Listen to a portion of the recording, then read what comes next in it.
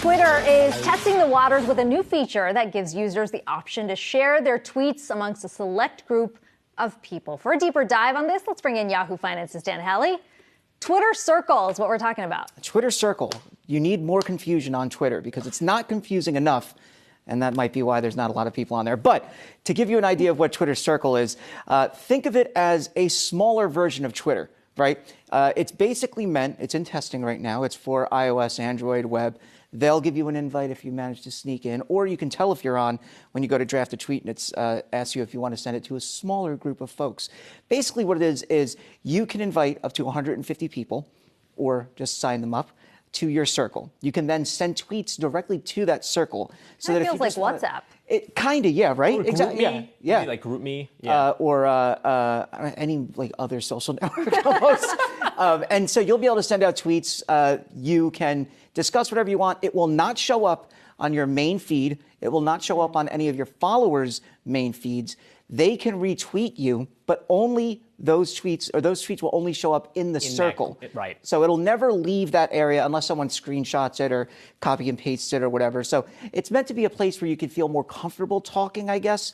But, you know, I mean, I don't know what I would say on Twitter that I wouldn't really say outside of it. So I guess the use case for this is if it's large enough of a community that you couldn't have just an iMessage group or a text message thread. But it also has to be small enough that you wouldn't just rely on Reddit or any other type of board to do this. So do you think this is going to catch on? Because, look, we all remember Fleets, which for the record, I was a huge fan of. Super disappointed they killed it. It was such a short-lived It was feature. as fleeting as I mean, I wasn't, itself. it's too easy. I wasn't going to go there. Look, I do think that there's some utility here. I don't think that it's going to be a major product for Twitter. And look, when Elon Musk comes in, you know, he might just say, I don't know, this is dumb. We'll get rid of it.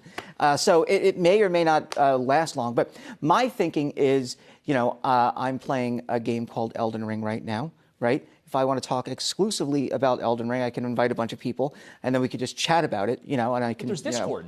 That's true, but I don't like Discord. I don't want to talk to people. I don't want that. I want to just be able to write to them. Don't talk to me.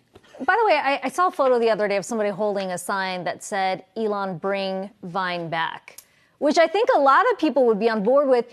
This idea, though, you know, when you think back to what social media was, right? I mean, obviously, Facebook started with colleges, but something like Twitter, it was about connecting with people that you don't know. Right. You can connect with somebody on the other side of the world. And it feels like because of the environment on social media today, we're all turning inward again. Yeah, I mean, look, I think that this kind of feature is interesting in that it does allow you to connect with people of similar interests, right? I think that for Twitter especially, I said it yesterday, Twitter is just a vast hellscape, right? And I try to avoid it as much as possible, except for work. But, you know, if I had something like this where I could set up a couple of circles for just friends, you know, I have WhatsApp groups already. But, you know, if I wanted to have people that I'm not necessarily super close with, I could set up a circle and then discuss things with them. Here's the weird thing, though. Someone can add you and you can't leave the circle. Oh, interesting. Right? So you have to then mute the circle, which I don't really appreciate. The other thing is that you can just kick someone out if you want, and they'll never know. So it seems Can people see if you're in a circle? They can't see if you're in a circle that other people aren't a part of. So you can see other people retweeting. It is about always being able to quietly back out. It's the exclusiveness, right? And you can say, you know, okay, I'm part of a circle. I tweet something or retweet something within this circle. I can see other people that retweet it, but I can't know exactly who else is in that circle with me. So it's very strange.